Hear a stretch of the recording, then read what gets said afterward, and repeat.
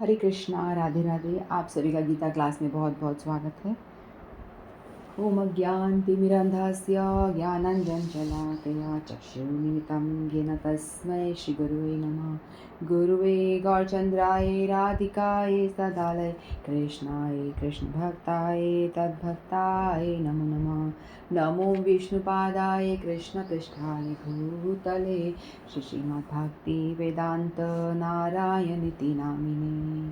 श्रीकृष्णलीला कथने सुदाक्षं औदार्यमातृगुणैक्षुक्तं वरं वरेण्यं पुरुषं महन्तं नारायणं तं शिरसा नमामि।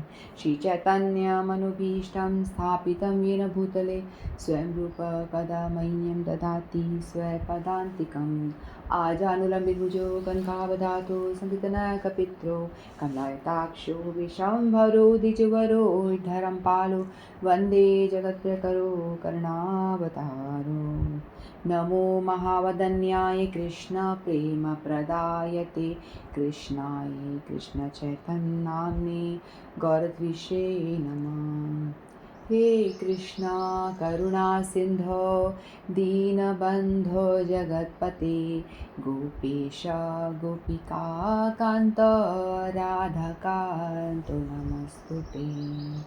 तत्काञ्चन गौरांगी राधे वृन्दावनेश्वरी वृषभानुसुते देवी प्रणमामि हरिप्रिये।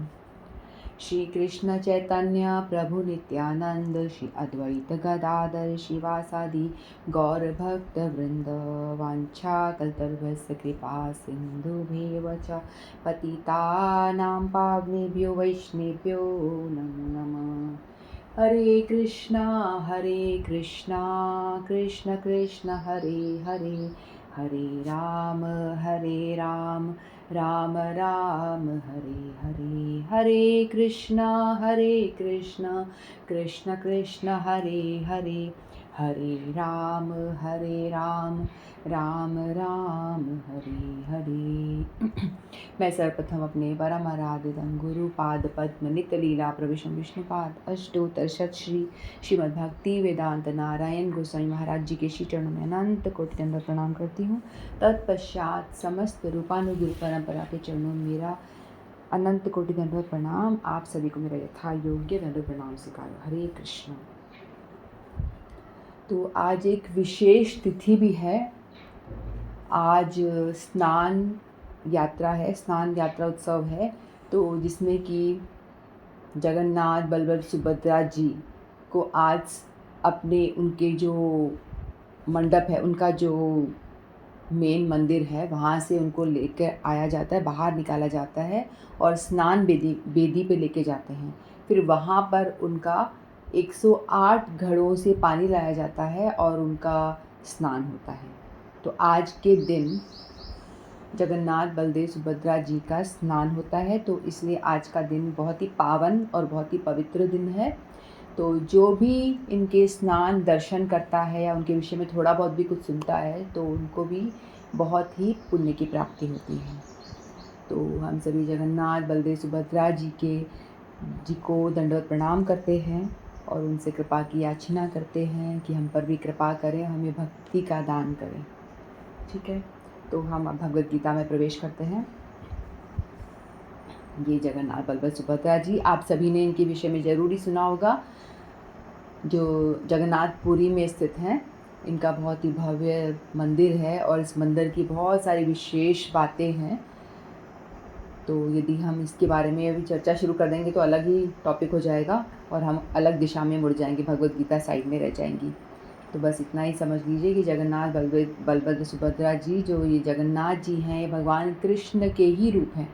कलयुग में भगवान कृष्ण इस रूप में हमें दर्शन देते हैं।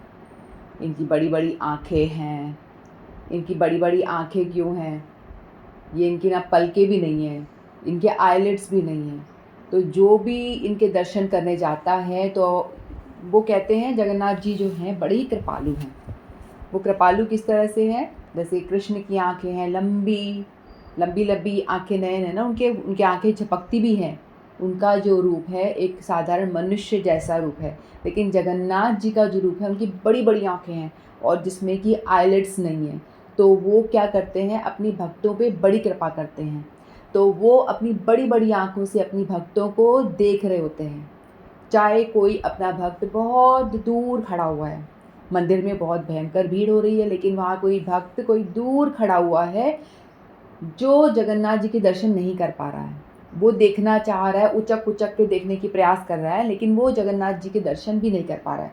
तो जगन्नाथ जी कहते हैं कि चाहे कोई मेरा दर्शन कर पाए या ना कर पाए, लेकिन मैं अपने नयन इतने बड़े खोलूँगा कि मेरी नज़रों से कोई दूर खड़ा, किसी कोने में खड़ा कोई भी भक्त, कहीं भी छुप के बैठा हुआ भक्त भी मेरी नज़रों से चूक ना जाए।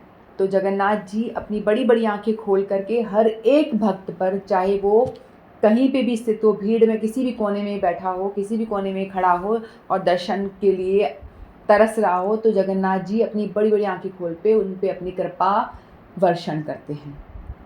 तो इनकी आंखें बड़ी बड़ी क्यों हो गई, इसकी कथा दूसरी है। ठीक है, किस लिए इनकी आंखें ऐसे हो गई, इनका रूप ऐसा क्यों है, तो इसके विषय में यदि हम जानेंगे तो इनकी कथा, अलग अलग कथाएं आती हैं, तो उसकी चर्चा हम बाद में करेंगे। ठीक है, तो आज तो हम इनका स्नान उत्सव है, इसलिए हम इनको प्रणाम करते हैं कि आज स्नान पूर्णिमा के दिवस से जाना जाता है। आज का दिन बहुत ही शुभ तिथि है, तो इनको स्नान मंडप पे लेके आया जाता है। इनका जो मूल मंदिर है वहाँ से इनको लेकर के आया जाता है और स्नान मंडप पे इनको, मतलब कोई भी आकर के इनको स्नान करवा सकता है। और अलग अलग तीर्थों का आह्वान किया जाता है, अलग अलग शुभ नदियों का आह्वान किया जाता है मंत्रोच्चारण के द्वारा। और सारे, उनका एक कुआं है, मंदिर में एक कुआं है, उनका स्पेशल कुआं है जिसमें से उनको स्नान कराया जाता है। ठीक है, तो उस कुएं में से 108 घड़े भर भर के इनको स्नान कराया जाता है। फिर आज इनको इतना स्नान कराएंगे, इतना स्नान कराएंगे कि कोई भी व्यक्ति, साधारण व्यक्ति भी जाकर के इनको स्नान करा सकता है आज के दिन, मैंने ऐसा सुना है। तो फिर स्नान हो जाता है, फिर इतना स्नान होता है कि इनको बाद में फीवर हो जाता है, नेक्स्ट डे इनको बुखार चढ़ जाएगी। फिर ये अपनी बीमारी की लीला करेंगे। ये 15 दिन के लिए इनको फीवर हो जाएगी, फिर इनको मंदिर में बंद कर दिया जाता है और दर्शन वगैरह बंद, फिर कोई दर्शन नहीं होते। तो लोग बोलते हैं कि भगवान जी अभी बीमार हैं और दर्शन बंद हैं, वो रेस्ट कर रहे हैं। और इनके जो खास सेवायत होते हैं वही सिर्फ जाते हैं, उनको क्या पिलाते हैं, जैसे नॉर्मल इंसान बीमार होता है तो उसको अदरक का काढ़ा वगैरह कूट कूट के पिलाया जाता है ना, वैसा इनको काढ़ा दिया जाता है और इनको खिचड़ी खिलाई जाती है। जो एक बीमार व्यक्ति को जो हम प्रसाद देते हैं, वही सेम खाना, वही सेम भोग इनको लगाया जाता है। तो ये जगन्नाथ जी बड़े कृपालु हैं, बड़े ही दयालु हैं। हम सभी भक्तों पे कृपा करने के लिए इस कलयुग में ये अवतरित हुए हैं। ठीक है, तो हम इनको प्रणाम करते हैं। जय जगन्नाथ बलभद्र सुभद्रा महारानी की जय। हरे कृष्ण। तो हम सभी श्रीमद् भगवद गीता में प्रवेश करते हैं और आज हम 7वें अध्याय का रिवीजन लेंगे। हमने 7 अध्याय पूरे कर लिए थे, तो आज हम रिवीजन लेंगे। ठीक है, तो चैप्टर 6 जो था ध्यान योग था, उसमें हमने देखा था कि लास्ट में ध्यान योग, अष्टांग योग के बारे में भगवान ने चैप्टर 6 में अपने मन के विषय में बातें की थी। यदि आपको कुछ याद हो तो, मन को कैसे नियंत्रण करना है, मन को कैसे हम वो कर सकते हैं, कंट्रोल कर सकते हैं, है ना, ये सारी बातें हम की थी। यदि किसी को याद नहीं हो तो वो रिवीजन वाला जो पार्ट है उसमें आके जाके आप एक बार, पूरा नहीं कर सकते, श्लोक बाय श्लोक हमने जो पढ़ा है वो नहीं कर सकते, हम रिवीजन वाला पार्ट कम से कम पढ़ लें, सुन लें, तो हमको चीज़ें रिवाइज हो जाती हैं। ठीक है, तो लास्ट में भगवान ने कहा था, अध्याय 6 ध्यान योग के लास्ट में भगवान ने कहा था, योगिनामपि सर्वेषां मद्भक्तेनान्तरात्मना श्रद्धावान् भजते यो मां स मे युक्तमतो यतो मतः। तो लास्ट वाले श्लोक में भगवान ने बताया था, जो समस्त योगियों में से जो योगी अत्यंत श्रद्धापूर्वक मेरे परायण है, अपने अंतःकरण में मेरे विषय में सोचता है, मेरी दिव्य प्रेमा भक्ति करता है, वह योग से मुझसे परम अंतरंग रूप से युक्त रहता है और सबों में सर्वोच्च वही मेरा मत है। यानी भगवान ने ध्यान योग से हम सभी जीवों को, यानी अर्जुन जी को कहा था कि तू योगी बन, योगी में से भी भक्ति योगी बन, यानी भक्ति कर। तो भक्ति के विषय में भगवान ने थोड़ा सा बताया था, जो व्यक्ति मुझे श्रद्धा भाव से मेरा चिंतन करता है, मुझे नमन करता है, वो सर्वश्रेष्ठ है।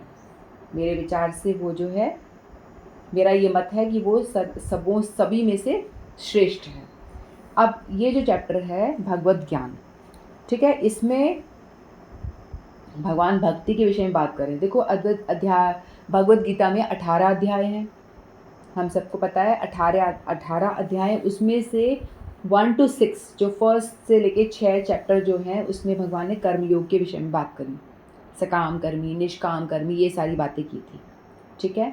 फिर उसके बाद में अब 7 से लेके 12 जो चैप्टर्स आएंगे उसमें भगवान भक्ति योग के बारे में बात कर रहे हैं, पूरा भक्ति के विषय में बताएंगे। फिर उसके बाद जो लास्ट जो श्लोक चैप्टर बचते हैं 13 to 18, उसके बारे में जो उसका मूल विषय रहता है वो ज्ञान योग, ठीक है।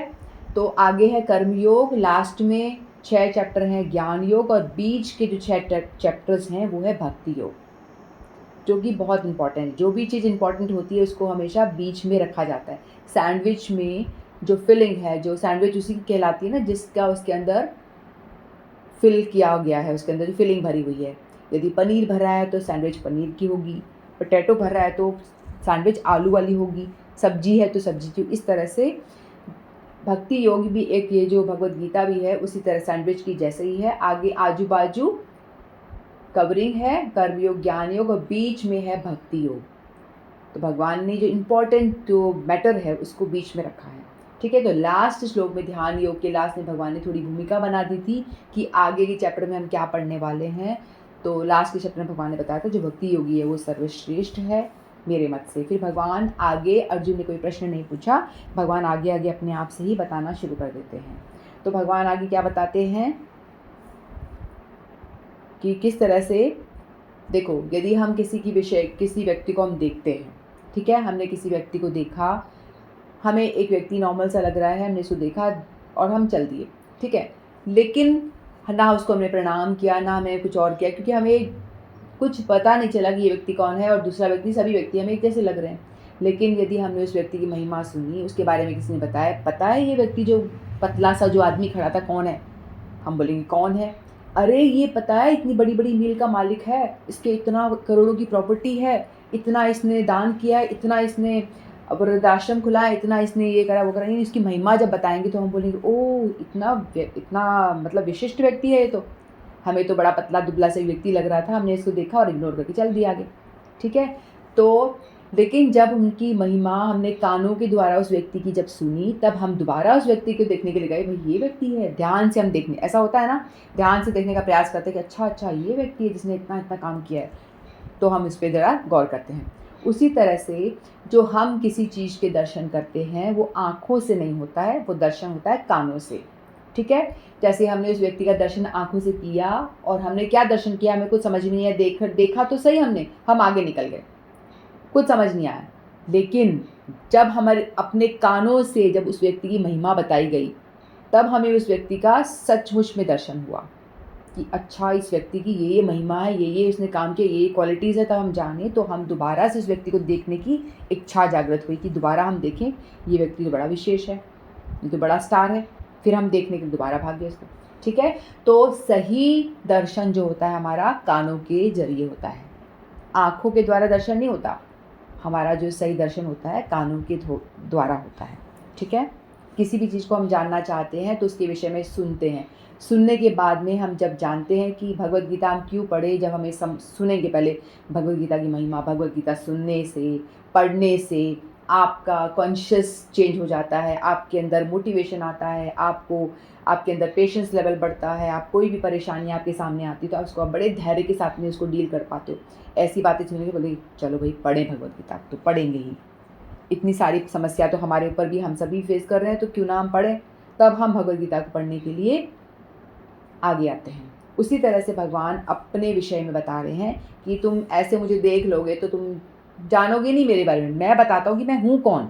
तो भगवान कहते हैं फर्स्ट श्लोक में कि मया सक्त मना पार्थ योग्यम युजन मदाश्रय असंशयम समग्रम माम यथा ज्ञानस्य तच्छृणु। तो भगवान कहते हैं कि सुन मेरे बारे में, बताता हूँ मैं कौन हूँ। मेरी महिमा मैं कृपा करके खुद ही बता देता हूँ। तू कहाँ मुझे ढूंढने जाएगा, कहाँ परेशान होगा मेरे विषय में जानने के बारे में, तो मैं खुद ही बताता हूँ। तो सुन कि मैं कौन हूँ, मैं क्या चीज़ हूँ, सुन मेरे विषय में। तो भगवान कहते हैं कि तू अर्जुन को बोलते हैं तू सुन बैठ के, यानी हमको कह रहे हैं अर्जुन जी के माध्यम से, सुनो मेरे विषय में मैं कौन हूँ। तो भगवान ने ये बताया। फिर नेक्स्ट श्लोक में भगवान क्या बताते हैं, यानी भगवान ने चैप्टर 7 to 12 में दिया गया कि इसमें तो भक्ति योग के बारे में बताया। फिर 3 वर्सेस में भगवान ने बताया नॉलेज ऑफ इम्पोर्टेंस, यानी अपने विषय में ज्ञान दिया। 3 श्लोक में, फर्स्ट 3 श्लोक में भगवान ने अपने बारे में ज्ञान दिया। दूसरे में बताया कि मैं पूर्ण रूप में व्यवहारिक तथा दिव्य ज्ञान कहूँगा। भगवान बोलते मैं अपने बारे में सब कुछ बताऊँगा, दिव्य ज्ञान सब बताऊँगा, जिसको जान लेने के बाद में तुम्हारे कुछ भी जानने को शेष नहीं बचेगा। मैं वो ज्ञान तुम्हें दूंगा जिसको जानने के बाद में कुछ भी शेष नहीं बचेगा। फिर भगवान ने 3rd श्लोक में बताया मनुष्याणाम सहस्रेषु कश्चित यतति सिद्धय यततामपि सिद्धानाम कश्चिन मावेति तत्वतः।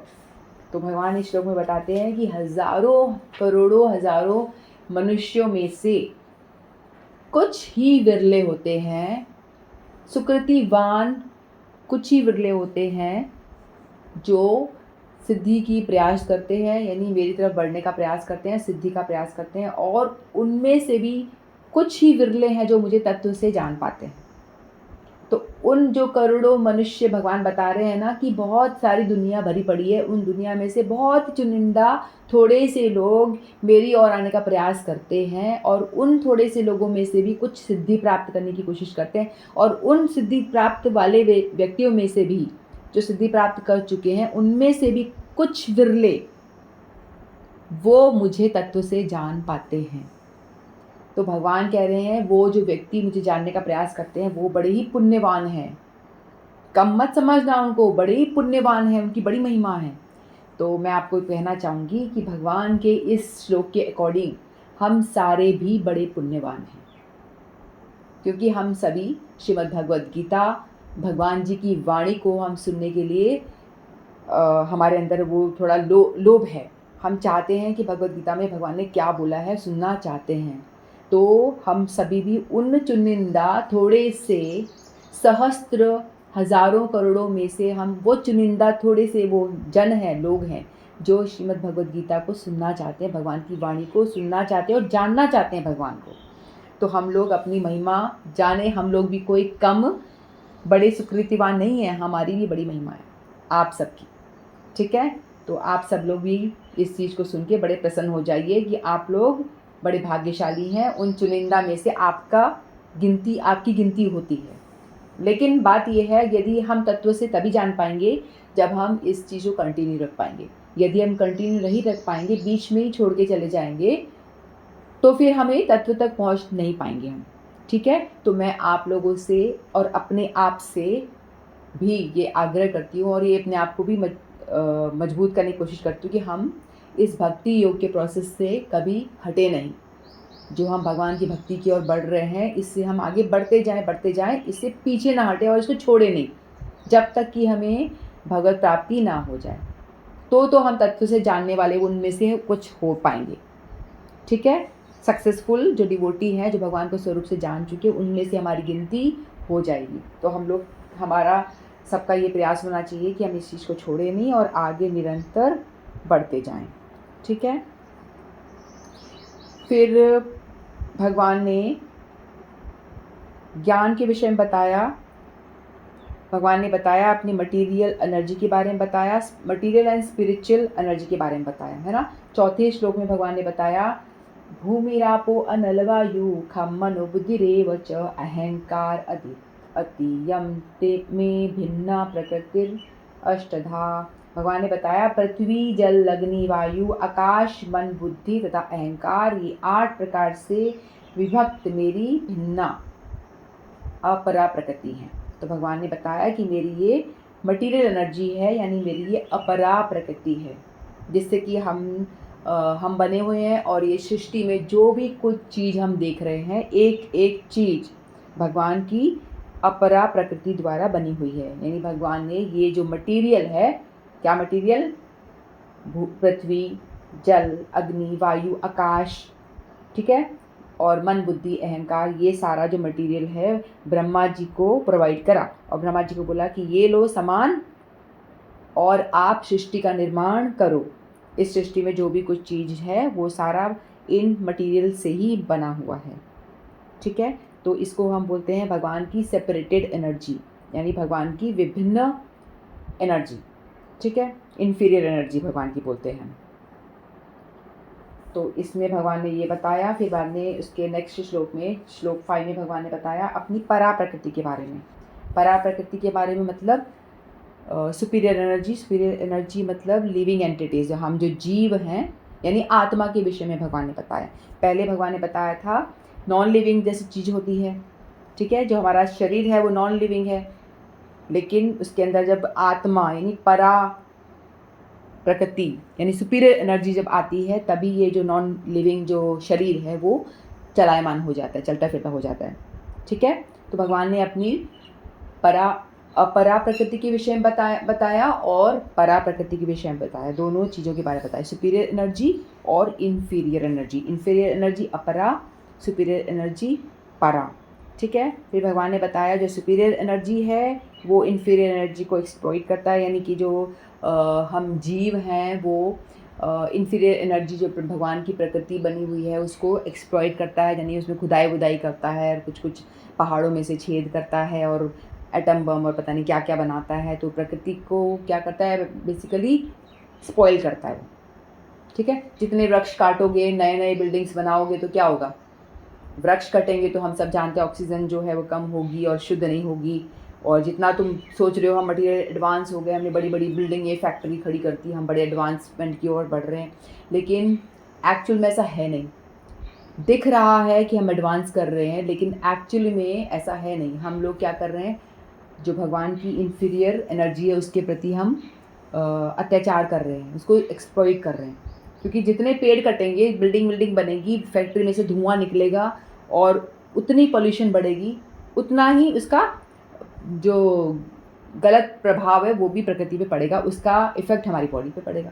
तो बताइए आप क्या एडवांसमेंट हुई, जो हमारी बॉडी को एडवर्स इफ़ेक्ट दे रहा है, गलत प्रभाव हमारी बॉडी पे पड़ रहा है। आपका एडवांसमेंट, एक तरफ से आप एडवांस होते जा रहे हो अपने शरीर के लिए, वो आपका डिसएडवांसमेंट ही है, ठीक है। तो जैसा भगवान ने बना के भेजा वो बेटर है, वो वैसा ही रहना देना चाहिए, लेकिन ऐसा होता नहीं है। लोग बाग इंटेलिजेंट बनता है व्यक्ति, जो मनुष्य है सोचता है कि मैं बड़ा बुद्धिमान हूँ और वो प्रकृति के साथ में छेड़खानी शुरू कर देता है, ठीक है। तो भगवान ने 4 से लेके 12 तक अपने बारे में, खुद के बारे में बताया। श्लोक 4 से लेकर के श्लोक 12 तक भगवान अपने विषय में ही बता रहे हैं। 6 से 7 में भगवान ने बताया, 6 श्लोक में बताया, 6वां श्लोक, कि सारे प्राणी का उद्गम इन दोनों शक्तियों से है। जो ये 2 शक्तियाँ बताई, अपरा और परा, इनमें से ही सारे प्राणियों का उद्गम हुआ है, सभी यहीं से प्रकट हुए हैं। इस जगत में जो कुछ भी भौतिक तथा आध्यात्मिक कुछ भी हमें दिख रहा है, उसकी उत्पत्ति और प्रलय का कारण जो है मुझे ही जानो। भगवान कहते हैं कि सबका होने का कारण, उद्गम का कारण और लोगों का प्रलय का कारण भी मैं हूँ, मेरी वजह से सब हो रहा है। और लास्ट में जब प्रलय हो जाता है तो लोग सभी जीवात्माएं मेरे अंदर ही आकर के विश्राम करती हैं। फिर बाद में जब मैं दोबारा सृष्टि का निर्माण करता हूँ तो मेरे अंदर से ही मैं दोबारा प्रकट कर देता हूँ। ब्रह्मा जी प्रकट होते हैं, फिर ब्रह्मा जी के बाद में फिर ब्रह्मा जी सब सृष्टि का निर्माण करते हैं, इस तरह से, ठीक है। फिर 7वें श्लोक में भगवान ने क्या बताया, कि भगवान बता रहे हैं कि हे धनंजय, सर्वश्रेष्ठ, मुझसे श्रेष्ठ कोई अन्य नहीं है। ये जो श्लोक है 7वां श्लोक बहुत ही इंपॉर्टेंट है, बहुत ही महत्वपूर्ण श्लोक है, हमें सबको रटना चाहिए, याद करना चाहिए। मत्तः परतरम नान्यम किंचिद अस्ति धनंजय, मयि सर्वमिदं प्रोक्तम सूत्रे मणिगणा इव। तो ये जो श्लोक है बहुत इंपॉर्टेंट है। पहले भगवान ने बताया कि उद्गम और प्रलय का कारण मैं हूँ, सब मुझसे ही होता है। फिर भगवान कहते हैं कि मैं ही मेंटेनेंस करने के लिए मैं ही जिम्मेदार हूँ, मैं ही मेंटेन करता हूँ सबका, पालक भी मैं ही हूँ। वो किस तरह से, कि मुझसे श्रेष्ठ कोई नहीं है। जिस प्रकार मोती धागे में गुथे रहते हैं उसी प्रकार सब कुछ मुझ पर आश्रित है। जिस तरह से हमको एक माला है, मोतियों की माला है, उसमें हमें धागा तो नज़र नहीं आता, हमें सिर्फ मोती मोती मोती नज़र आते हैं, धागे का कोई अस्तित्व हमें नहीं दिखता। कोई पूछेगा धागा कहाँ है तो हमें नहीं दिख रहा धागा, उसके अंदर मोती दिखाई दे रहे हैं। लेकिन भगवान कहते हैं जिस तरह से आपको धागा नज़र नहीं आ रहा, लेकिन यदि वो धागा कट जाए तो सारे मोती बिखर जाते हैं, उसी तरह से मैं भी उस धागे की तरह इस सृष्टि को चला रहा हूँ। इस पूरी सृष्टि का आधार मैं हूँ, मुझसे ही ये सृष्टि चलायमान है। सारे जो जितने भी प्लैनेट्स, ग्रह वगैरह हैं जो अपने अपने कक्ष में स्थित हैं और आराम से वहाँ पर अपने आप को सेटल किए हुए हैं, यदि वो धागा नहीं होगा, यदि वो जो शक्ति नहीं होगी, मेरा जो शक्ति रूपी धागा नहीं होगा, तो सभी के सभी वो गिर जाएंगे और डिसबैलेंस हो जाएगा, पूरी सृष्टि डिसबैलेंस हो जाएगी। तो भगवान कहते हैं कि मैं ही सब चीज़ों को मेंटेन कर रहा हूँ, मैं ही मेंटेनर हूँ धागे की तरह। जैसे कपड़ा होता है ना, कपड़ा किस चीज़ से बना होता है? धागे से बना होता है। एक इधर से फिर इधर से क्रिस क्रॉस धागा, पहले सीधा सीधा फिर आड़ा आड़ा ऐसे करके धागा जो होता है, धागों को पकड़ करके हम यदि जोड़ते जाते हैं, क्रिस क्रॉस करके जोड़ते जाएंगे तो धागा जो होता है वो कपड़ों का रूप ले लेता है, कपड़े का रूप ले लेता है ना। लेकिन यदि वो धागा को काट दिया जाए तो कपड़ा नहीं बनेगा ना। उसी तरह से भगवान कह रहे हैं कि मैं ही इस समस्त सृष्टि को चलाने वाला हूँ और मैं ही हर चीज़ को प्रॉपरली जो चल रहा है, दिख रहा है आपको, ये सृष्टि जो आराम से ठीक से सब कुछ कार्य कर रही है। सूर्य समय पे उग रहा है, चंद्रमा शाम को उग रहा है, रात को उग रहा है, और सारे प्लैनेट्स अपनी अपनी कक्ष में अच्छे से परिक्रमा दे रहे हैं, सूर्य के रोटेट कर रहे हैं, ठीक है, तो रिवॉल्व कर रहे हैं। तो उन सब का कारण मैं ही हूँ, वो मेरी शक्ति ही है जो सबको चला रही है। भगवान इस तरह से बताते हैं। सारे क्रिएशन का मेंटेनर, डिस्ट्रॉयर, सब कुछ क्रिएशन भी मैं ही करता हूँ, मेंटेन भी मैं ही करता हूँ, डिस्ट्रॉयर भी मैं ही हूँ। भगवान कह रहे हैं सब कुछ मेरे से ही निकलता है, मेरे में ही स्थित हो जाता है और मैं ही सबको मेंटेन भी करता हूँ। तो ये भगवान ने बताया। फिर भगवान ने बताया 8 से लेके 12 श्लोक में भगवान ने बताया कि वो किस तरह से सभी चीज़ों का एसेंस है, यानी भगवान की अनुभूति हम कहाँ कहाँ और कैसे कैसे कर सकते हैं, ठीक है, किस तरह से हम भगवान की अनुभूति कर सकते हैं। रसो अहम वस्तु कौन्तेय प्रभास्मि शशि सूर्यो प्रणवः सर्वदेवेषु शब्दः खे पौरुषम वृषः। भगवान कहते हैं हे कुंती पुत्र, मैं जल का स्वाद हूँ। भगवान कह रहे हैं जो नास्तिक लोग होते हैं वो कहते हैं कि कहाँ है तुम्हारे भगवान, दिखाओ हमें कहाँ है भगवान। तो ऐसे नास्तिकों को आप बता दो कि जो जल आपको बड़ी प्यास लगी होती है, जब पानी पीते हो जो तृप्ति आपको मिलती है, जो जल का स्वाद आपको मिलता है, वो स्वाद जो है, वो तृप्ति जो है, मैं हूँ। भगवान कहते हैं वो मैं हूँ। फिर सूर्य और चंद्रमा का प्रकाश मैं हूँ। तो आप सूरज को देखते हो, सूरज किसी व्यक्ति ने बनाया है क्या? जल किसी व्यक्ति ने बनाया है? मिट्टी किसी व्यक्ति ने बनाया है? नहीं बनाया ना। तो आप इस तरह से जब आप लोगों ने, किसी ने नहीं बनाया, तो भगवान ने बनाया है। तो आप हर समय भगवान के दर्शन कर सकते हो। कहाँ कहाँ दर्शन कर सकते हो? मैं सब चीज़ों का एसेंस किस तरह से हूँ, भगवान ने बताया। ये सारी बातें भगवान ने 8 से लेकर 12 श्लोकों में ये सारी बातें भगवान ने बताई। सूर्य चंद्रमा का प्रकाश में हूँ। जो वैदिक मंत्र होते हैं उसमें ओमकार में हूँ। कोई भी मंत्र शुरू होते ओम भूर्भुवः स्वः ऐसे करके स्टार्ट होता है ना।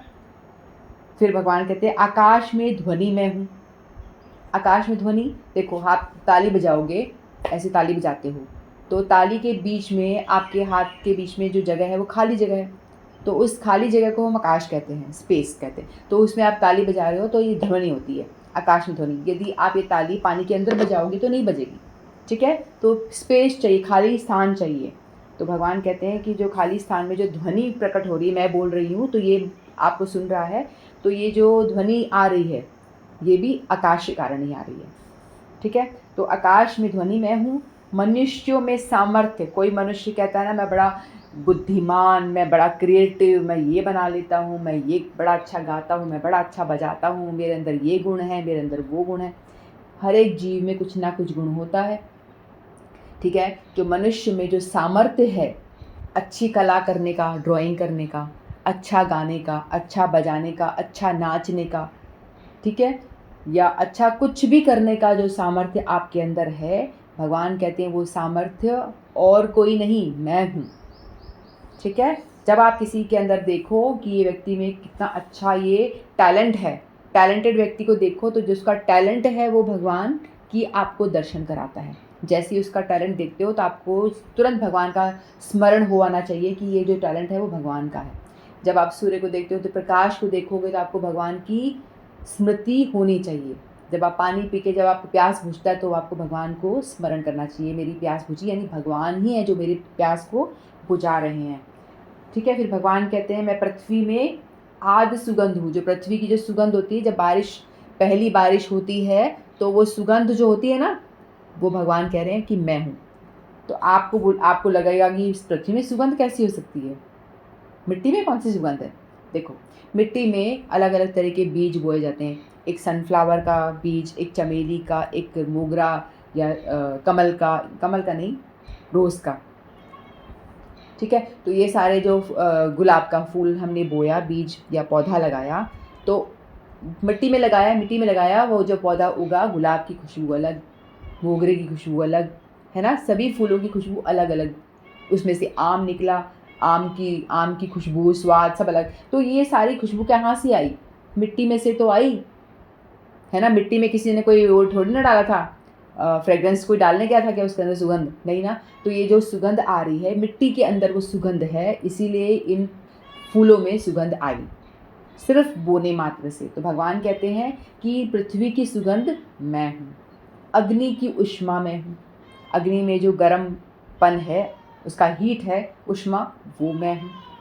तो समस्त जीवों का जीवन तथा तपस्वियों का तप, समस्त जीवनी शक्ति जो हमारे अंदर है वो भी मैं हूँ।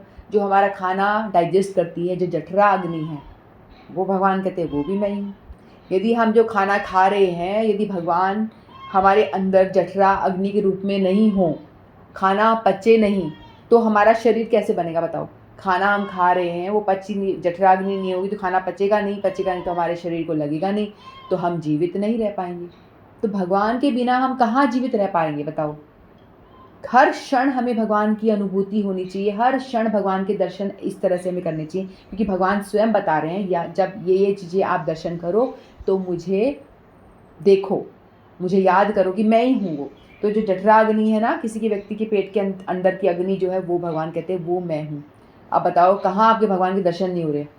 आप खा रहे हो तो दर्शन हो रहे हैं, आप पी रहे हो तो दर्शन हो रहे हैं, मिट्टी को देख रहे हो तो दर्शन हो रहे हैं, जो कोई भी सृष्टि को देख रहे हो तो बोले किसने बनाई ये सृष्टि? भगवान ने। ये जो ये पंच तत्व दिए हैं, आकाश, अग्नि, वायु, ये सब ये भगवान ने दिए, तो हो रहे हैं। भगवान ने बोला मन, बुद्धि, अहंकार, हमारा बुद्धि, ये सब भगवान ने दिए, तब दर्शन हो रहे हैं। तो हर जगह आपको भगवान के दर्शन हो रहे हैं। फिर भगवान कहते हैं तपस्वियों का तप में हूँ।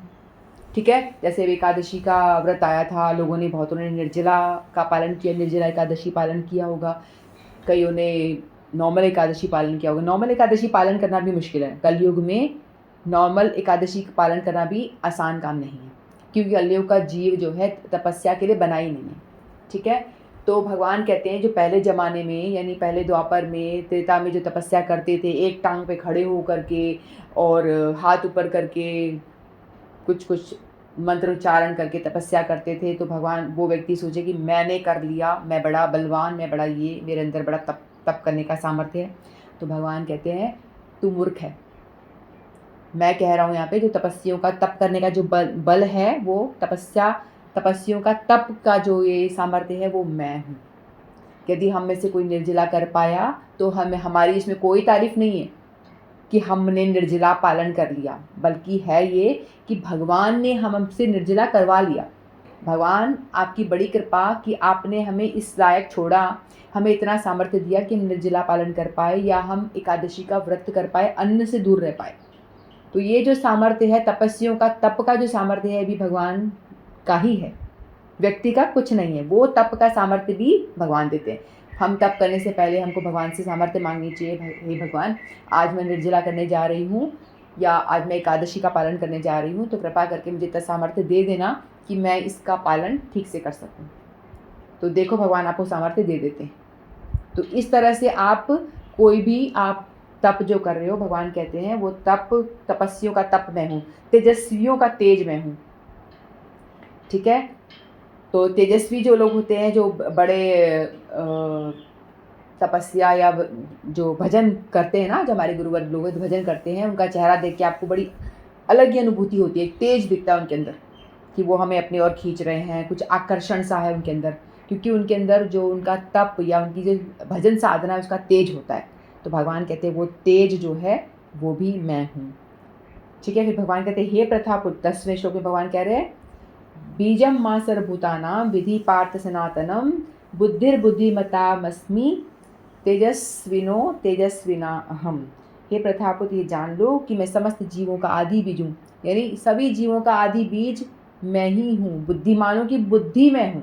यदि कोई व्यक्ति बुद्धिमान है तो बड़ा घमंड करे कि मैं तो बड़ा बुद्धिमान, मैंने ये कर दिया, ये भी पढ़ लिया, मुझे ये भी आ गया, ये भी आ गया, और तेजस्वी पुरुषों का तेज।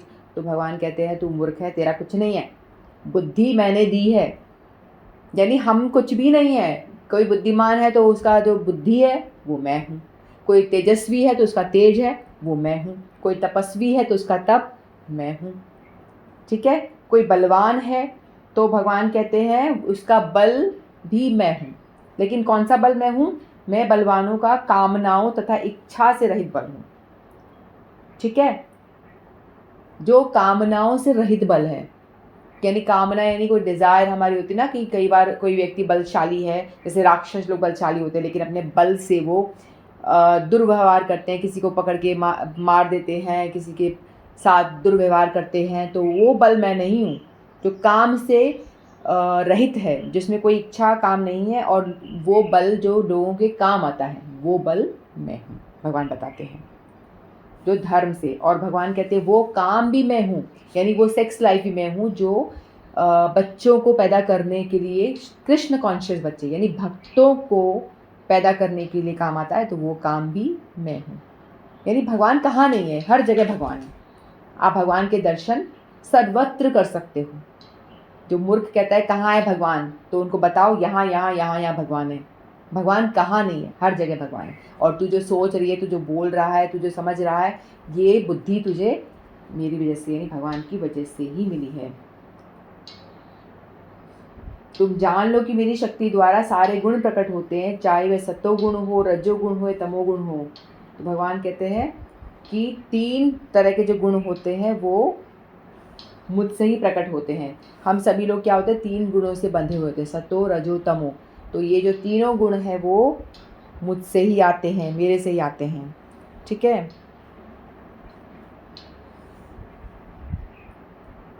फिर भगवान ने बताया इसके बाद में, तीनों गुण सतो रजो तमो के द्वारा मोहग्रस्त सारा संसार मुझ गुणातीत तथा अविनाशी को नहीं जानता।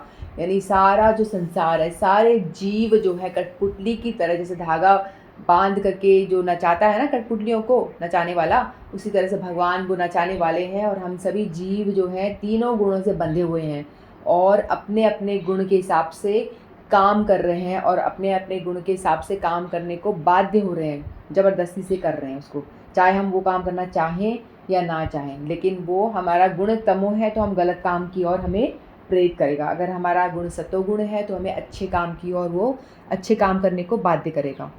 भगवद गीता पढ़ने को बाध्य करे, तो हम लोग इस समय सतोगुण में हैं। हम सभी भगवद गीता पढ़ रहे हैं तो हम सभी लोग सतोगुण में स्थित हैं। ये गुण नहीं होता तो आप मेरी मुझे झेल नहीं पाते और फटाफट निकल के भाग जाते, बोले क्या बकबक करे जा रही है ना, आपको अच्छा ही नहीं लगेगा। लेकिन यदि मेरी बातें, मेरी नहीं, भगवान की बातें यदि आपको अच्छी लग रही हैं, आप समझ पा रहे हो, तो आप सभी लोग सत्वगुण में स्थित हो, तभी आपको भगवत वार्ता अच्छी लग रही है। ठीक है, तो भगवान कहते हैं कि ये सारे गुण बनाने वाला भी मैं ही हूँ। ठीक है, फिर भगवान ने 14 श्लोक, जो 14 श्लोक है बहुत इंपॉर्टेंट है, इसमें बताया दैवी ऐसा गुणमयी मम माया दुरतया मामे ये प्रपधन्ते माया मिताम तरंती ते। तो भगवान ने बताया कि प्रकृति के 3 गुणों वाली ये इस मेरी देवी शक्ति को पार कर पाना कठिन है। भगवान ने बताया जो 3 गुण मैंने बनाए हैं और इसका जो चार्ज मैंने दिया है देवी यानी दुर्गा देवी को दिया हुआ है, और ये देवी माँ है, लोगों को पनिशमेंट देती है, इसको पार कर पाना बड़ा कठिन है। यानी इस माया को पार कर पाना, ये माया नगरी जो है ना, हम आप जो माया आप समझ सकते हो ना, अट्रैक्शन जो होते हैं हमारे, ठीक है, डिस्ट्रैक्शंस, भजन नहीं करने में डिस्ट्रैक्शन हुए और उल्टे कामों की तरफ अट्रैक्शन हुआ, उसको कहते हैं माया। तो भगवान कहते हैं जो मेरी माया है बहुत ही बड़ी ही दुष्कर है इसको पार पाना, किंतु जो मेरे शरणागत हो जाते हैं वे सरलता से इसे पार कर पाते हैं। यानी कोई चाहे कि ये माया को अपने बल पे मैं जीत लूँगा, तो भगवान कहते हैं भूल जा, नॉट पॉसिबल। क्योंकि ये जो माया देवी, ये दुर्गा देवी जी है ना, ये माया देवी हैं। इनके अंडर प्रकृति के 3 गुण हैं और जो दुर्गा देवी हैं ये भगवान के अंडर हैं, क्योंकि भगवान ने इनको अपॉइंट किया है कि संसार, ये जो दुर्ग है, ये संसार रूपी दुर्ग में जितने भी लोग रह रहे हैं उनका पालन करे, उनका देखभाल करे, कि कोई गलत कर रहा है तो उसको पनिशमेंट दे, जो अच्छा कर रहा है उसको मेरी ओर लेकर आए, जो भजन करना चाहता है उसको मेरी ओर फॉरवर्ड करो, मेरी तरफ भेजो, और जो करना नहीं चाह रहा है उसको जेल में डालो, उनको पनिशमेंट दो। ठीक है, तो यदि हम अपने प्रयास से इन भगवान की जो माया है इसको जीतने का प्रयास करेंगे तो भगवान कहते हैं नॉट पॉसिबल, भूल जाओ, हो ही नहीं सकता। ओनली एंड ओनली एक ही तरीका भगवान ने बताया है, जो मेरे शरणागत हो जाते हैं, मेरे जो भक्त हैं, टोटली मुझे सरेंडर कर देते हैं, शरणागत हो जाते हैं, तो वो मेरी माया को बड़ी आसानी से पार कर पाते हैं। तो इसमें मैंने एक एग्जांपल दिया था, आपको फिर से देती हूँ। आप किसी अपने पड़ोस में अपनी सहेली के घर जा रहे हो, ठीक है, उन्होंने एक कुत्ते को पाला हुआ है जो बहुत ही भयंकर, जर्मन कुत्ता, कौन सा कुत्ता आई डोंट नो, वो बड़ा ही भयंकर, जो बड़ी तेज़ी से भौंकता है। ठीक है, आप उसके घर पे गए और उस कुत्ते ने ज़ोर से भौंकना चालू कर दिया। फिर आप उस कुत्ते से बच नहीं पा रहे हो, वो भौंके जा रहा है आपके ऊपर, भौंके जा रहा है और इवन आपको काटने का प्रयास भी कर रहा है। तो आप इतने भयभीत हो जाते हो, तो आप चिल्लाते हो, अंदर से अपने फ्रेंड का जो नाम है उसको चिल्ला के बुलाते हो, अरे बाहर आओ, बचाओ मुझे, बचाओ, ये तुम्हारा कुत्ता मुझे मार डालेगा। तो वैसे ही वो जो आपकी दोस्त है वो बाहर आती है और कुत्ते को बोलती है, टॉमी बैठ जाओ, टॉमी बैठो। तो जैसे ही वो टॉमी देखता है कुत्ता कि भाई ये तो मेरे मालिक का मित्र है, मेरे मालिक का रिलेटिव है, मेरे मालिक का जानकार है, तो वो उस कुत्ता उस पर भौंकना बंद कर देता है। होता है ना ऐसा? तो उसी तरह से जो माया देवी है हमें परेशान करती है। कैसे परेशान करती है? कभी कष्ट आते हैं, कभी दुख आते हैं, कभी बीमारी आ जाती है, कभी यानी विपरीत परिस्थितियाँ आती हैं। कभी कभी अनुकूल परिस्थिति भी आती है, विपरीत परिस्थितियाँ भी आती हैं। दोनों तरह से माया देवी आपको अटैक करती है। कई बार आपको अच्छा धन दे के भी आपको अटैक करती है। आपको यदि धन दौलत मिल गई तो आप भगवान को भूल जाओगे और तब अपने ऐश्वर्य में, अपने आनंद में वहीं गुम हो जाओगे। पार्टी शार्टी करोगे, उल्टे काम करोगे, जाओगे दारू पियोगे, कुछ भी उल्टे काम करोगे तो भी आप माया आपको भुलाने का काम करती है। यानी आपको अनुकूल यानी फेवरेबल कंडीशन दे के भी भुला सकती है और प्रतिकूल यानी आपको गलत सिचुएशन में आपको डाल के भी माया आपको परेशान करती है। तो दोनों सिचुएशन में आपको संभल के रहना है। और यदि आप भगवान के शरणागत रहते हो, यानी जो माया देवी को बनाने वाले जो बॉस हैं भगवान कृष्ण स्वयं हैं, उनके शरणागत होगे तो आपको माया देवी बिल्कुल परेशान नहीं करेगी। जैसे वो कुत्ता बैठ जाता है ना, भौंकना बंद कर देता है, उसी तरह से माया देवी अपने भक्तों पे अटैक नहीं करती, भक्तों को परेशान नहीं करती। जो भगवान के शरणागत हैं, जो भगवान के भक्त हैं, उन्हें परेशान नहीं करती। ठीक है, जो उनके कर्म भी होते हैं, उनको भोगना होता है, तो भी वो आकर के साइड से निकल जाते हैं, लेकिन वो व्यक्ति विशेष परेशान नहीं होता। उसको कर्म आके उसको भुगतना भी पड़ता है, लेकिन वो उसको माइंड पे वो चीज़ इफेक्ट नहीं करती कि उसको लगता नहीं कि मैं बहुत परेशान हूँ, मैं दुखी हो रहा हूँ, मैं मर जाऊँगा, आत्महत्या कर लूँ। ऐसा भाव कभी नहीं आएगा। भक्त लोग आत्महत्या भी नहीं करते, ठीक है, क्योंकि उनके साथ में भगवान सदैव खड़े रहते हैं। यदि वो परेशानी झेलता है, उस टाइम पे भी भगवान उनके साथ में खड़े होकर उनकी परेशानी झेलने में उनका हेल्प करते हैं। तो इसीलिए जो भगवान की शरणागत होता है तो उसको माया देवी बिल्कुल भी परेशान नहीं करती हैं। ठीक है,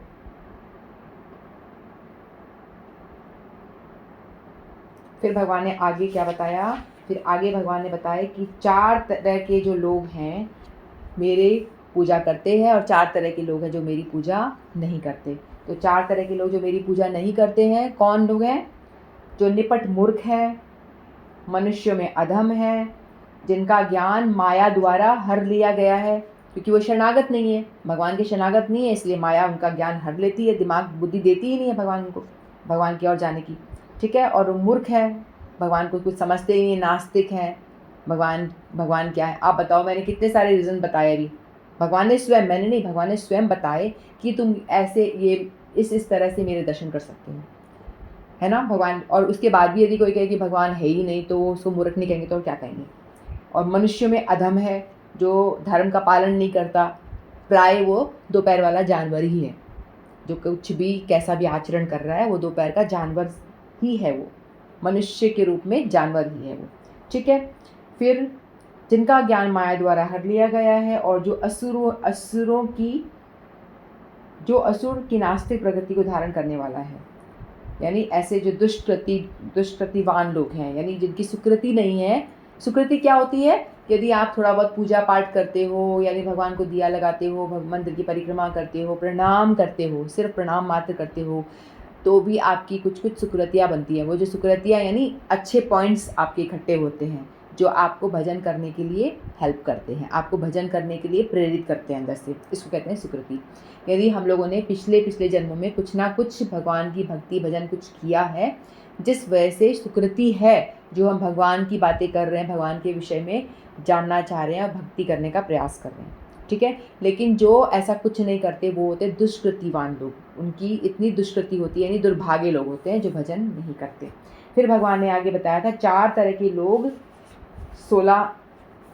16वें श्लोक में भगवान ने बताया कि चतुर्विधा भजन्ते माम जना सुकृतिरर्जुन आर्थ जिज्ञासु अर्थार्थी ज्ञानी च भरतऋषभ। भगवान ने बताया, हे भरत श्रेष्ठ, 4 प्रकार के पुण्यात्मा मेरी सेवा करते हैं। 4 तरह के पुण्यात्मा जो लोग होते हैं मेरी सेवा करते हैं, मेरे और आते हैं, मुझे भजते हैं, मुझसे प्रेम करते हैं, मेरा भजन करते हैं। कौन कौन से लोग होते हैं? आर्थ, जिज्ञासु, अर्थार्थी तथा ज्ञानी। आर्थ यानी बड़ा जो दुखी है, बहुत परेशान है, दुख में है, तो दुखी हो के हे भगवान मेरा ये कष्ट दूर करो, मैं बहुत दुखी हूँ, मुझे बचाओ। ऐसे जब हम दुखी होते हैं तो भगवान की ओर बढ़ते हैं। जैसे कुंती महारानी जी को भगवान ने कहा तुम्हें क्या चाहिए? जो कुंती जी थी ना, भगवान की बुआ थी, भगवान के पिताजी की बहन थी। तो उनको जब बोला कि आपको मैं क्या दूँ, तो कुंती जी ने कहा कि तुम मुझे, हे केशव, मुझे दुख दो और दुख दो। तो बोलती है बुआ तुम ये क्या मांग रहे हो? दुख तो तुम्हें पहले से इतना दुख मिला, तुम्हारे पति जल्दी ही जब आप जवान थी तभी चले गए थे इस जगत को छोड़ करके, और आपके बेटों को कितना मारने का प्रयास किया। आप तो दुख ही दुख भोग रही हो जब से पैदा हुई हो, जब से इस धरती पे हो, यानी होश संभाला है आपने, लेकिन फिर भी आप दुख मांग रही हो। तो कहती है हाँ, क्योंकि मैं देख रही हूँ जब भी मैं दुखी होती हूँ तो आपको पुकारती हूँ बड़े भाव से, और तुम मेरे साथ खड़े रहते हो, तो इसीलिए मुझे दुख दो ताकि तुम मेरे सदैव साथ रहो। यदि तुम मुझे सुख दे दोगे तो तुम चले जाओगे, मुझसे दूर चले जाओगे, इसीलिए मुझे दुख दो। तो कहने का मतलब ये, व्यक्ति जब दुखी होता है तो जितने भाव से, जितने श्रद्धा के साथ भगवान को भजता है ना, उतने नॉर्मल कंडीशन में जब उसके पास सब कुछ है, वो भगवान की उतनी अच्छी तरह से भक्ति प्रार्थना नहीं कर पाता। जब उसके ऊपर डंडा पड़ता है जोरदार, बोलता है कि भगवान तेरे शरणागत तू बचा, तू ही बचा अब तो, है ना। जैसे द्रौपदी ने भगवान को पुकारा था जब उसकी साड़ी खींची जा रही थी, वस्त्र हरण हो रहे थे, चीर हरण, तब उसने आर्त भाव से पुकारा था। गजेंद्र का था जब उसको मगरमच्छ ने खींच लिया, तब उसने पुकारा था। तो ऐसे बहुत सारे एग्जाम्पल्स हैं जब जो भगवान ने उनकी मदद करी, और जब वो बड़े कष्ट में आके पुकारते हैं तब भगवान की ओर बढ़ते हैं। और कुछ होते हैं जिज्ञासावश, कुछ जानना चाहते हैं भगवान कौन है, ये कौन है, ये सृष्टि कैसे चल रही है, हम मर रहे हैं, हम जी रहे हैं, सब क्यों हो रहा है, सब चीज़ें जिज्ञासा लेकर के भगवान की ओर बढ़ता है। कुछ अर्थार्थी, पैसों का अभाव है, पैसे की बहुत कमी है, तो भगवान की ओर बढ़ते हैं। ठीक है, और एक होते हैं ज्ञानी। ज्ञानी जो होते हैं उनको कुछ चाहिए नहीं भगवान से, ना पैसा चाहिए ना ज्ञान, उनके पास ऑलरेडी है। वो भगवान को जानते हैं कि भगवान ही हैं जो विश्व ब्रह्मांड पूरी सृष्टि के बनाने वाले हैं, और उनकी वजह से सृष्टि चल रही है, तो वो ये जानते हैं, तो भगवान से वो प्रेम करते हैं, और वो भगवान की भक्ति सिर्फ भगवान का प्रेम पाने के लिए करते हैं। तो भगवान बताते हैं ये 4 तरह के लोग, आर्थ, अर्थार्थी, जिज्ञासु और ज्ञानी, ये 4 तरह के लोग मेरी ओर आते मेरा भजन करते हैं, लेकिन ये सभी श्रेष्ठ हैं। यदि वो कुछ मांगने के लिए भी आते हैं मेरे पास में तो भी कोई बुराई नहीं है। ये लोग बड़े पुण्यवान हैं, ये लोग धर्मात्मा हैं। क्यों? भगवान कह रहे हैं कि ये लोग मुझे अपना मानते हैं, तभी तो मुझसे मांग रहे हैं। वो भगवान को, मेरे को अपना पिता या अपना कुछ समझते हैं, मेरे से कुछ रिलेशन अपना आप मानते हैं, तभी तो मेरे पास आके कुछ मांग रहे हैं मुझसे। तो भगवान कहते हैं कि ये लोग भी बड़े श्रेष्ठ हैं, बड़े पुण्यात्मा हैं जो मेरे पास आ रहे हैं। तो भगवान ने इन 4 तरह के लोग नहीं आते और 4 तरह के लोग जो मेरी पूजा करते हैं उनके विषय में बताया, जो बड़ा इम्पोर्टेंट श्लोक है 16वां नंबर का।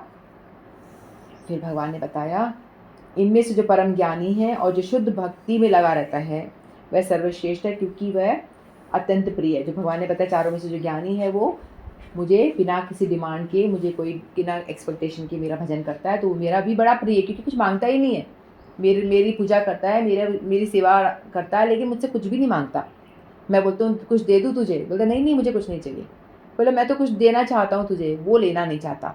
तो भगवान यदि कोई लेना नहीं चाहेगा, मान लो कोई व्यक्ति ऐसा है, कोई नौकर है, 2 नौकर हैं आपके घर में काम कर रहे हैं। एक नौकर आके बोलता है कि आपका घर का काम किया, बोला कि मुझे ना ये कारपेट दे दो, मुझे ना ये आपका कूलर दे दो, आपका ये दे दो। तो आपको लगेगा ठीक है यार मांग रहा है, चल ले जा दे देते हैं हम। लेकिन एक व्यक्ति है आपकी निस्वार्थ, कुछ मांगता नहीं, बस सेवा ही करता है पूरे टाइम, कुछ भी नहीं मांगता वो नौकर आपसे। तो आप बोलोगे अरे तुझे कुछ चाहिए क्या? बोलता नहीं मुझे कुछ नहीं चाहिए, मैं तो बस अपना काम कर रहा हूँ, मुझे तो पैसे तो मिल ही रहे हैं मुझे। तो फिर आपका खुद का मन करेगा कि मैं इसको कुछ बेस्ट दे दूँ, करेगा ना कि वो कितना अच्छा है, ना तो कभी मांगती है, पूरा मेरा सेवा अच्छे से कर रही है, लेकिन कुछ भी नहीं मांगती। तो आप क्या करोगे, उसको कुछ अपनी तरफ से बेस्ट दोगे, जो उसकी सोच से भी परे होगी। वो सोच भी नहीं सकती कि वो आप उसको क्या दे दोगे। आप अपने सामर्थ्य के अनुसार दोगे। उसी तरह से भगवान से यदि हम कुछ मांगते रहेंगे तो भगवान बोलेंगे ले पकड़, जो छोटा मोटा चीज़ मांगा है, इतना धन चाहिए ले पकड़, गाड़ी चाहिए ले पकड़, बंगला चाहिए ले। लेकिन आप कुछ नहीं मांगोगे तो भगवान अपने सामर्थ्य के हिसाब से आपको क्या देंगे? आपको पूरा राज्य भी दे सकते हैं, है ना? तो भगवान से नहीं मांगने वाले को और ज़्यादा मिल जाता है, क्योंकि भगवान देते हैं तो अपने सामर्थ्य से देते हैं, हम मांगते हैं तो अपने छोटी सामर्थ्य से मांगते हैं, छोटी मोटी चीज़ें मांगते हैं।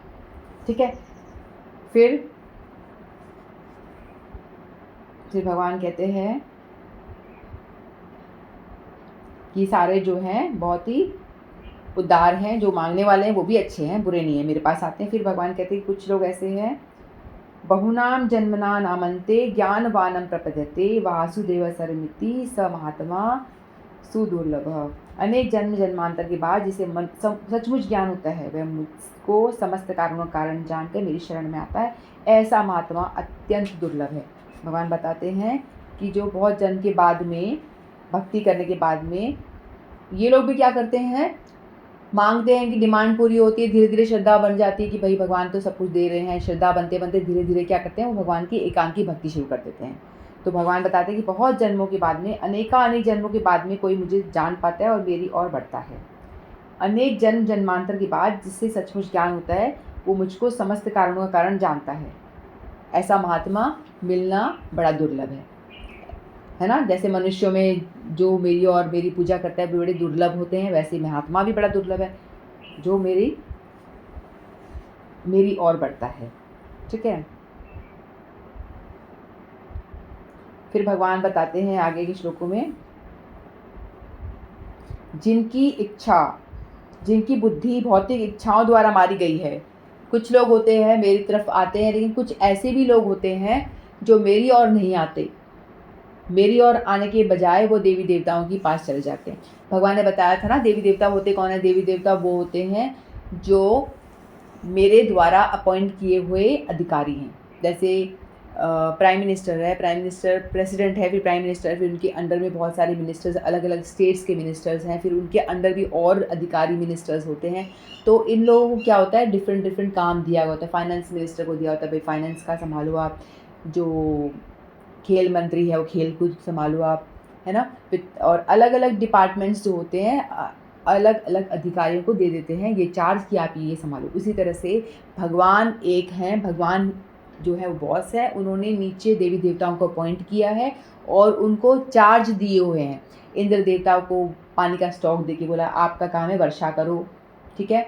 जो फाइनेंस मिनिस्टर है वो कुबेर हैं, लक्ष्मी जी है, उनको धन दिया गया है, ये लो धन, आपके पास जो आ रहा है उनको धन देते जाओ, है ना। और दुर्गा देवी जो है उनको होम मिनिस्टर का काम दिया हुआ है कि आप ये जो संसार है इसको चलाओ, ठीक से मैनेज करो, जो गलत काम करे उनको दंड दो, और जो सही करे उनको, जो भजन कर रहा है उनको मेरी ओर बढ़ाओ, तो उनको काम दिया हुआ है, ठीक है। ऐसे देवी देवताओं को भगवान के अपॉइंटेड अधिकारी हैं, ठीक है। तो भगवान कहते हैं कि कुछ लोग होते हैं मेरे पास डायरेक्ट नहीं आते, वो मेरे जो अधिकारी हैं, मेरे अंडर जो काम करने वाले हैं, उनके पास देवी देवताओं के पास आ जाते हैं, क्योंकि वो बड़े कामी, उनकी बहुत डिमांड डिज़ायर बहुत ज़्यादा है, मुझे ये चाहिए वो चाहिए, ये दो वो दो, ऐसे जो मांगते रहते हैं ना, ये भगवान तेरे हाथ जोड़ूँ, तेरे को मैं 100 रुपये चढ़ाता हूँ, मुझे 1 करोड़ की नौकरी दिला दे यानी लाखों की नौकरी दिला दे। नौकरी लेकर के भगवान को क्या 100 रुपये में भगवान को खरीदना चाहते हैं, इस तरह के लोग होते हैं। वो कपटी तो होए ना, और क्या होए। आप 100 रुपये में नौकरी चढ़ा रहे हो, मुझे नौकरी दिला दो लाखों की, तो क्या है, तुम कपटी नहीं तो और क्या हो, ठीक है। तो भगवान कहते हैं कि ऐसे लोग जो हैं मूर्ख हैं। जो देवी देवताओं की पूजा करने वाले लोगों को भगवान ने क्या बताया था, मूर्ख हैं वो, प्राय वो लोग क्या हैं, मूर्ख हैं, क्योंकि वो डायरेक्ट मेरे पास तो आ नहीं रहे, राजा के पास ना आकर के कहाँ जा रहे हैं, वो मेरे अधिकारियों के पास में जा रहे हैं। बात तो यही होगी ना कि जैसे स्कूल का प्रिंसिपल, आप प्रिंसिपल के पास जाके जाओगे, उससे कुछ बोलोगे एडमिशन चाहिए, तो वो आपको डायरेक्ट करवा सकता है। लेकिन आप अंडर टीचर्स, क्लास टीचर, फिर उसके अंदर उसके नीचे फिर आपके पास में कोई स्कूल का चपरासी रहता है, उसको आप बोलो कि तू स्कूल में काम करता है, क्या मेरी बेटे का एडमिशन करवा सकता है, तो वो बोलेगा ठीक है, मैं वो टीचर से पहचाना, उससे बात करता हूँ। वो टीचर से बात करेगा तो टीचर बोलेगी नहीं, मेरी उससे ऊपर वाली जो वाइस प्रिंसिपल, उससे बात करती हूँ, सुपरवाइजर से बात करती हूँ। तो एक एक कड़ी कड़ी ऊपर बढ़ते बढ़ते बढ़ते पता नहीं काम बने या ना बने फिर भी, तो ये तो मूर्खता हुई ना। तो डायरेक्ट यदि आपकी पहचान प्रिंसिपल से हो जाती है तो प्रिंसिपल डायरेक्ट आपका एडमिशन करवा सकता है बेटे का, है ना। उसी तरह से यदि आप कुछ चीज़ भगवान से मांग रहे हो, डायरेक्ट मांगो ना, इनडायरेक्ट क्यों मांगते हो। देवी देवता की पूजा करना, भगवान ने बोला है जो मूर्ख होते हैं वो देवी देवताओं की पूजा करते हैं, क्योंकि देवी देवताओं को जो पावर दिया गया है मैंने दिया है। भगवान ने बताया जो देवी देवताओं के पास में पावर है, हमें लग रहा है लक्ष्मी जी के पास में बड़ा धन है, तो ये धन आया कहाँ से, मैंने दिया है। देवी देवता लोग क्या कर, आपने मूवीज़ में देखा होगा ना, जो भगवान है क्षीर सागर में लेटे होते हैं, लक्ष्मी जी उनके चरण दबा रही हैं। विष्णु भगवान कृष्ण का अंश है, ठीक है। तो विष्णु जी लेटे हुए हैं, लक्ष्मी जी उनके चरण दबा रही हैं, लक्ष्मी जी स्वयं, ठीक है। तो जो आप लक्ष्मी की पूजा करोगे, आप धन मांगोगे, तो यदि आप भगवान कृष्ण की डायरेक्ट पूजा करोगे तो लक्ष्मी जी तो उनकी पत्नी है, तो क्या आपको धन पीछे पीछे अपने आप आ जाएगा ना। तो डायरेक्ट आप राधा कृष्ण की डायरेक्ट पूजा करो। राधा रानी लक्ष्मी स्वरूपाई हैं, असंख्य लक्ष्मी जो है राधा जी की नख में से निकलते हैं। असंख्य असंख्य लक्ष्मियाँ राधा जी की एक नाखून से प्रकट होती हैं। तो राधा जी का जो स्थान है वो कितना बड़ा है सोचो। सारी माताएं, जितनी भी देवियां हैं, दुर्गा माँ, जो भी आप देवी जितनी भी आप सोच सकते हो, सारी देवियां और असंख्य असंख्य देवियां, लक्ष्मियां, सारी राधा जी की नख मात्र में बताई गई हैं। तो उन सबसे जो ग्रेट हैं वो राधा रानी हैं। तो यदि हम श्रीमती राधा रानी और भगवान कृष्ण की पूजा करते हैं तो समस्त देवी देवताओं की पूजा करना हो जाता है, कोई आपसे अप्रसन्न नहीं होगा। यदि प्रिंसिपल आपसे खुश है तो किसी टीचर का कोई ऐसा सामर्थ्य नहीं है कि वो आपसे नाराज़ हो जाए, आपको पनिशमेंट दे। प्रिंसिपल ने आदेश दिया है तो टीचर को तो मानना ही पड़ेगा। जो उनके अंडर देवी देवता काम कर रहे हैं उनको तो मानना ही पड़ेगा। यदि बॉस ने जो आज्ञा दे दी है तो उनको तो उस चीज़ को मानना पड़ेगा। लोग डरते हैं ना, यदि मैंने गणेश जी की पूजा नहीं करी, यदि मैंने दुर्गा जी की पूजा नहीं करी तो मुझे वो कोई पनिशमेंट ना दे दे। तो भगवान यहाँ खुद आश्वासन देते हैं भगवद गीता में। यहाँ पे देवी देवताओं के बारे में भगवान ने बात करी, बताया है। जो उनके जो पूजा करने वाले उनको बताया है कि वो मूर्ख हैं, मूर्ख कहा गया है उनको डायरेक्ट ही भगवान, ठीक है। तो फिर भगवान ने बोला यदि, और भगवान कहते हैं कि तुम मेरी पूजा करोगे मैं तुम्हें सभी पापों से मुक्त कर दूंगा, ये भी भगवान ने बताया, ठीक है। तो 20 से लेकर 25 श्लोकों तक भगवान ने डेमीगॉड यानी जो देवी देवताओं की वर्शिप के बारे में बताया, और उनको 24वें श्लोक में भगवान ने कहा ये लोग बड़े ही मूर्ख है, लेस इनका जो इंटेलिजेंस, इनकी बुद्धि कम है, इसीलिए वो ऐसे काम करते हैं, मेरे पास डायरेक्ट नहीं आते। लेकिन फिर भी वो मैं उनको कृपा करके बोलता हूँ कि ठीक है, जो जो भक्त मेरे पास नहीं आ रहे मुझे नहीं जानते, मुझे पसंद नहीं करते, तुम्हें पसंद करते हैं तो ठीक है, तुम इनका ध्यान रखो, जो जो भक्त तुम्हारे पास आ रहे हैं इनका ध्यान रखो, और इनकी जो जो डिमांड है, जो जो ये मांग कर लेकर आपके पास में आ रहे हैं, तो ये लोग जाके भगवान से सैंक्शन कराते हैं, उतना रिसोर्स भगवान इनको देते हैं कि जो आपसे मांगने आ रहे भक्त उनको दे देना, इनको उनकी डिमांड पूरी कर देना। इस तरह से भगवान बताते हैं। ठीक है। फिर 26 से 30 श्लोक में भगवान ने बताया अपने बारे में कि जो लोग मुझे नहीं जानते और जो मुझे जानना नहीं चाहते, जो अभक्त होते हैं, तो उनके आगे मैं अपना योग माया का पर्दा लगा देता हूँ। योग माया यानी अपना जो अंतरंगा शक्ति है भगवान की, उससे मैं अपने आप को ढक लेता हूँ। जैसे सूरज के आगे बादल आ जाता है तो सूरज दिखाई नहीं देता है ना। उसी तरह से भगवान कहते हैं कि जो लोग मुझे जानना नहीं चाहते तो उनके आगे मैं पर्दा लगा देता हूँ। मैं चाहता भी नहीं कि मुझे जाने, मत जानो। जो नास्तिक लोग हैं, भगवान की ओर नहीं बढ़ना चाहते, तो भगवान भी उनको अपनी ओर बढ़ाना नहीं चाहते। भगवान किसी को ज़बरदस्ती नहीं करते। हर एक जीव को भगवान ने थोड़ी सी स्वतंत्रता दी है कि तुम मेरा भजन करना चाहो तो कर लो, नहीं करना चाहो तो मत करो, क्योंकि हम सभी भगवान के अंश हैं। भगवान बड़े विभू हैं, हम सब उनके अंश, छोटे छोटे अंश हैं, चिंगारी मात्र हैं। भगवान सूर्य की माफिक हैं और हम भगवान की, सूर्य की जो छोटी छोटी किरणें हैं उसके जैसे हम जीव हैं। ठीक है। तो हम भगवान का अंश है, इसलिए भगवान ने हमको थोड़ी स्वतंत्रता दी है। तो हम उस स्वतंत्रता में या तो हम जो करना चाहे वो कर सकते, या तो भगवत भक्ति कर लें या माया की ओर बढ़ जाएं। जो हम करना चाहें वो कर सकते हैं। जो लोग माया की ओर बढ़ते हैं तो भगवान कहते हैं कि मैं उनकी अपने आप को ढक देता हूँ, मुझे जान नहीं पाते, लेकिन मैं सब जानता हूँ। ऐसा नहीं है कि मैंने पर्दा लगा दिया अपनी अंतरंगा शक्ति से, अपने आप को ढक लिया अपनी योग माया शक्ति से, तो वो तो मुझे नहीं देख पा रहे, मुझे नहीं जान पा रहे, लेकिन मैं उनको देख पा रहा हूँ। मैं सबको, एक एक के जीव के हृदय में भी हूँ और सबको देख पा रहा हूँ, सबके भविष्य के बारे में, वर्तमान के बारे में, और भूत भविष्य वर्तमान सभी के बारे में मैं जानता हूँ। पहले वो क्या था, अब क्या है, आगे क्या कर रहा है, इसके दिमाग में क्या चल रहा है, ये सारी बातें मैं जानता हूँ। वो व्यक्ति के लिए मैं ढक गया हूँ, लेकिन मेरे पर पर्दा कोई नहीं लगा सकता। मैं सबको देख पा रहा हूँ। ठीक है। श्री भगवान होने के नाते जो कुछ भूतकाल में घटित हो चुका है, जो वर्तमान में घटित हो रहा है, जो आगे होने वाला है, सब कुछ मैं जानता हूँ। मैं समस्त जीवों को भी जानता हूँ, किंतु मुझे कोई नहीं जानता, लेकिन मुझे लोग नहीं जानते हैं। ठीक है।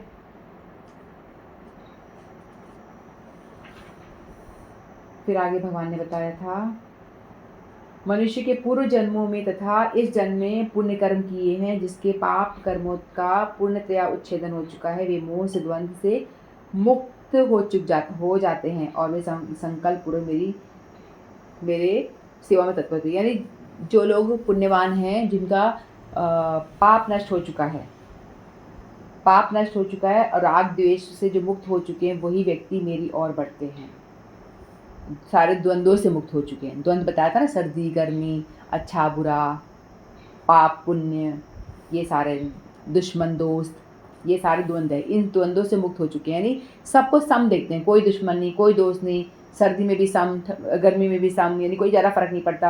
यानी सभी लोगों को देखते हैं तो लगता है कि ये सभी लोग कौन है, भगवान का ही अंश है। इस तरह से तो वो लोग क्या करते हैं, मेरे भजन में अग्रसर होते हैं, आगे बढ़ते हैं। फिर लास्ट के 2 श्लोकों में भगवान ने बताया, 29 और 30 में भगवान ने बताया, जो लोग मोक्ष पाना चाहते हैं, जो लोग जरा तथा मृत्यु से मुक्ति पाने के लिए प्रयत्नशील रहते हैं, जो जरा मृत्यु यानी बुढ़ापा और मृत्यु से अपने आप को बचाना चाहते हैं, वो बुद्धिमान लोग मेरे भक्त होते, मेरे शरण में आते हैं। ठीक है। और वो लोग मुझे अच्छे से जान पाते हैं। फिर लास्ट 30 श्लोक में भगवान ने बताया कि किस तरह से भगवान वो लोग जो मुझ परमेश्वर को मेरी पूर्ण चेतना में रहकर मुझे जगत का देवताओं तथा समस्त यज्ञ विधियों का नियामक जानते हैं, वे मृत्यु के समय भी मुझ भगवान को जान और समझ सकते हैं। यानी जो तत्व से मुझे जान लेते हैं, जो मुझे जानते हैं, आदिभूत यानी सारा जगत के विषय में जानते हैं, उसका कारण मुझे मानते हैं कि ये जगत का जो कारण है, सारे जो जीव हैं उनका कारण है, जगत सृष्टि का कारण मैं हूँ, भगवान है।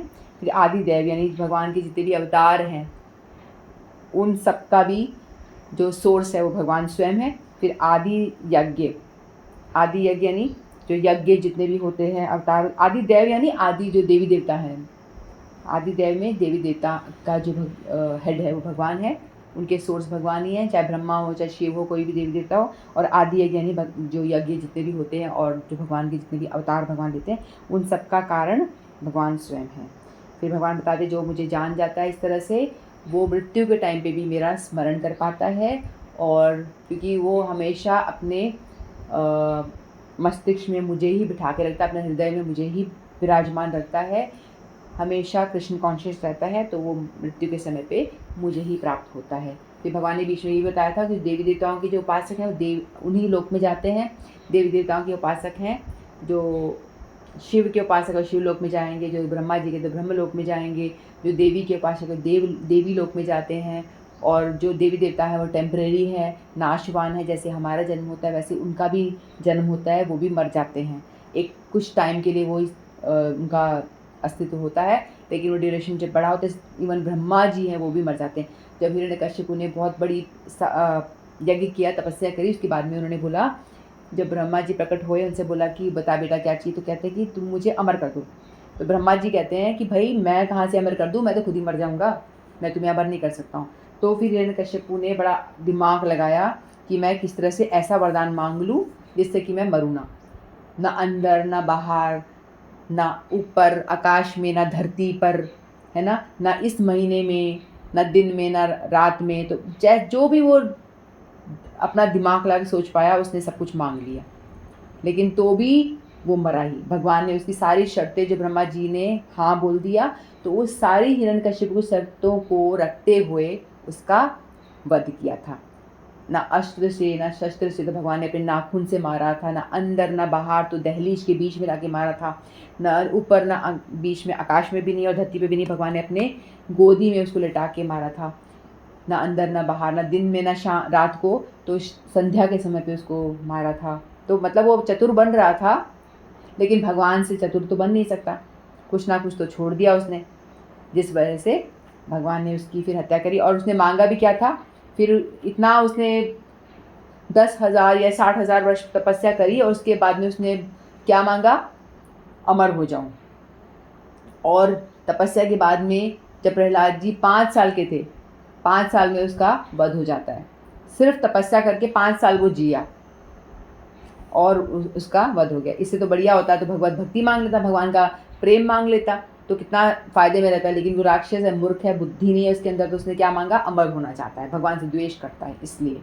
तो इसीलिए जो लोग भगवान से द्वेष नहीं करते, जो भगवान के भक्त हैं, भी भगवान बताते हैं कि वो मेरे ही धाम को आते हैं। देवी देवताओं के उपासक देवी देवता, पितरों के उपासक पितृ लोग, भूतों के भी उपासक होते हैं, भूत लोग को जाते हैं। तो इसलिए हमें अक्लमंद बनना है। देवी देवता नश्वर है, तो उनका जो जहाँ हम जाएंगे वो भी नश्वर ही होगा, वहाँ से लौट के हमें दोबारा धरती पे आना पड़ेगा।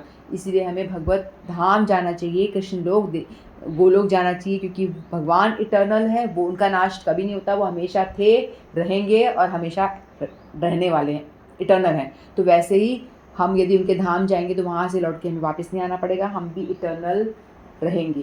तो इसलिए हमको ऐसी जगह जाने की चेष्टा करनी चाहिए जहाँ से लौट के हमें वापस ना आना पड़े। तो इस विषय में जो भगवान ने बताया ना, आदि देव, आदि भूत और आदि एक, इन सब का आगे चर्चा भगवान अगले अध्याय में करेंगे, विस्तार से करेंगे। ठीक है, तो ये हमारा ये भगवत ज्ञान जो ये चैप्टर है, भगवत प्राप्ति, नेक्स्ट चैप्टर होगा मैं भगवत प्राप्ति होगा, ये हमारा अध्याय पूर्ण हुआ। इस प्रकार भगवत गीता के 7वें अध्याय भगवत ज्ञान का भक्ति वेदांत तात्पर्य पूर्ण हुआ। हरे कृष्णा। श्रीमद् भगवद गीता की जय। आप सभी जय। हरे कृष्णा।